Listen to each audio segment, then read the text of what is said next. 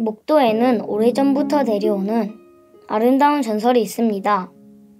옛날 목성 앞마을에 마음씨 착하고 힘센 총각이 살고 있었습니다. 총각은 마을 사람들과 배를 타고 나가 물고기를 잡기 위해 그물을 던졌는데 인어가 걸렸습니다.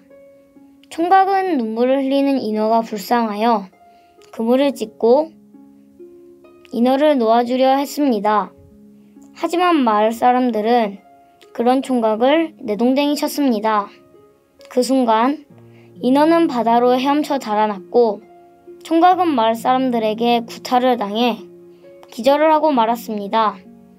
총각이 정신을 차리고 보니 거북이 등을 타고 있었습니다. 거북이는 총각을 용궁으로 안내했고 용왕은 용왕의 딸이었던 인어와 총각을 결혼시켰습니다. 용왕은 용궁에서 결혼생활을 하던 부부에게 자네는 인간이기에 용궁에서 오래 살 수 없으니 무태 나가 살다 오라 라고 하였습니다. 그 말을 들은 인어공주는 걱정을 하며 아버지, 육지에 나가면 저희들이 살아갈 땅은 없습니다 라고 하니 용왕이 그런 걱정을 하지 말고 나가도록 하라고 말했습니다. 거북이의 안내를 받아 부부가 육지로 나오자 갑자기 큰 소리와 함께 물길이 치솟으며 섬이 함께 솟아올랐습니다. 부부는 그 섬에서 행복하게 살았습니다. 그리고 시간이 흘러 그 섬에 동백나무가 많이 자라 동백섬이라고 부르게 되었습니다.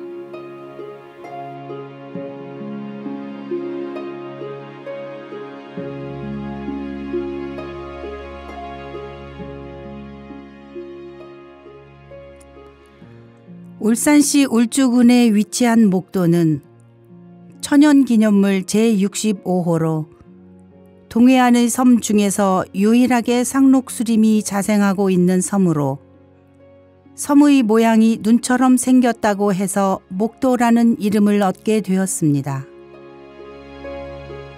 온산 국가산단 앞바다에 있는 작은 섬인 목도는 축구장의 약 2배 면적의 크기입니다.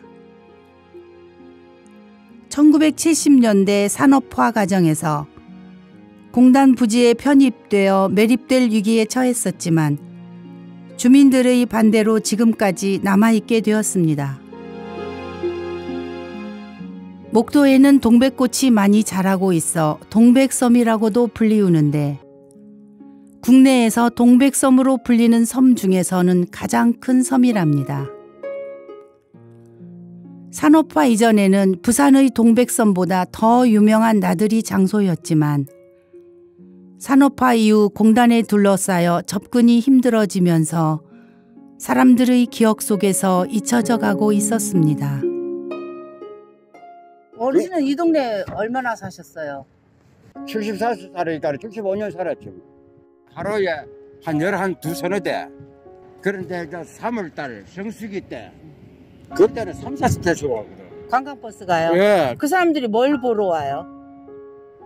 춘도섬 동백이 얼마나 유명한데요. 섬에 가서 놀다가 자, 여와가 이제 회 먹고 가지고 이제 가는 거죠. 네. 그런데 그게 여가 진짜로 진짜 좋아하는 사람인데.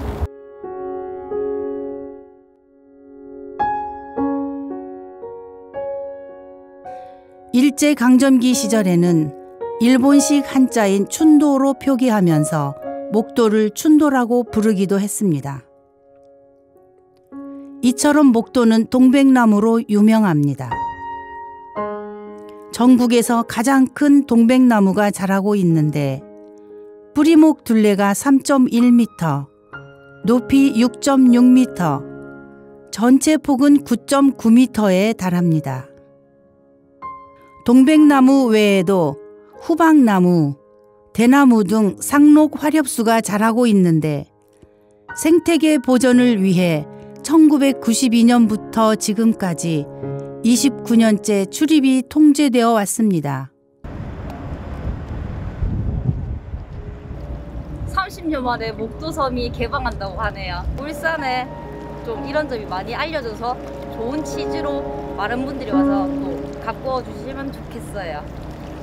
1970년대 이후 울산에 이주한 사람들이거나 혹은 그 이후에 태어난 울산 주민들 중에는 동백섬에 대해 아는 사람들이 많지 않은 것 같습니다.